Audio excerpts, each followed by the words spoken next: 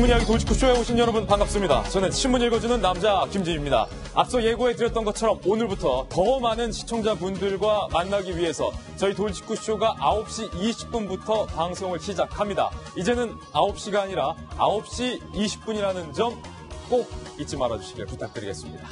문재인 대통령의 문샤인 정책에 북한이 제대로 찬물을 끼얹었습니다. 이런 식이면 대화 없다. 이 말이 문재인 대통령의 일성이었습니다. 북한 변수, 오늘 돌직구쇼에서 집중적으로 보도해드리겠습니다. 오늘 조간신문은 어떤 뉴스 보도하고 있는지 지금부터 저와 함께 하시죠. 먼저 동아일보입니다. 동아일보 일면 제목을 한번 보실까요? 북한이 신형 ILBM 중거리 탄도미사일 ICBM으로 가기 위한 ILBM 도발을 했는데 이건 문 정부 나흘 만에 문재인 호의 간판 건 지 고작 나흘 만에 북한이 다시 한번 본색을 드러냈습니다. 북한 본색. 문재인 대통령은 NSC를 소집해서 북한 김정은을 강력히 규탄했습니다. 북한 태도가 변하지 않는 한 대화는 없다. 이렇게 밝힌 겁니다. 다음 신문입니다. 이번에 한국일보입니다. 초반부터 찬물 뿌린 북한. 문 대통령 대북 정책 첫 시험 때 북한이 문재인 대통령을 시험하기 위한 도발이라는 관측이 많이 나오고 있습니다. 대화를 강조했던 문재인 대통령의 이른바 북한 정책. 우리가 미사일 쐈는데 이제 어떡할래? 김정은이 문재인 대통령을 떠보기 위한 미사일 발사였다는 분석인 겁니다. 과연 문재인 정부의 향후 대북 정책은 어떤 노선으로 결정될까요? 어떤 노선이 맞을까요? 잠시 후 이에 관한 이야기 다뤄보겠습니다. 다음 신문입니다. 이번엔 조선일보입니다.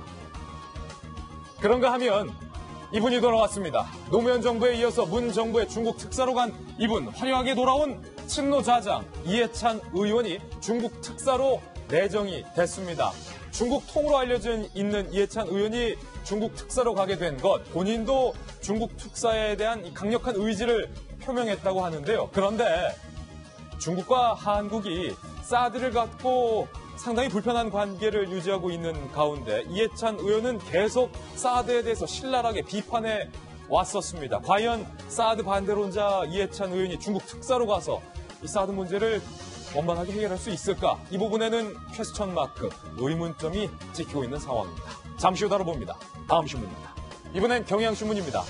그런가 하면 주말에 대통령 내외가 이사를 갔습니다. 청와대 관저로 입주를 했는데 문재인 대통령이 민주당 출입기자들과 등산하는 일정이 있기 때문에 이사는 김정숙 여사가 오롯이 다 맡았습니다. 그런데 이사를 준비하는 김정숙 여사에게 한 민원인이 찾아왔다고 합니다. 민원인을 데리고 집 안으로 들어가서 김정숙 여사가 식사까지 대접했다고 하는데 과연 문재인 대통령 부부의 새로운 관저 생활 어떻게 시작되는 것인지 재밌는 포인트들 저희가 한번 취재를 해봤습니다. 다음 신문입니다. 이번에 한겨레 신문인데요. 돌리면 나옵니다. 청와대에 가는 것은 대통령 내뿐만이 아닙니다. 누구도 청와대에 간다. 유기견 토리, 사진에 있는 까만색 못생긴 강아지.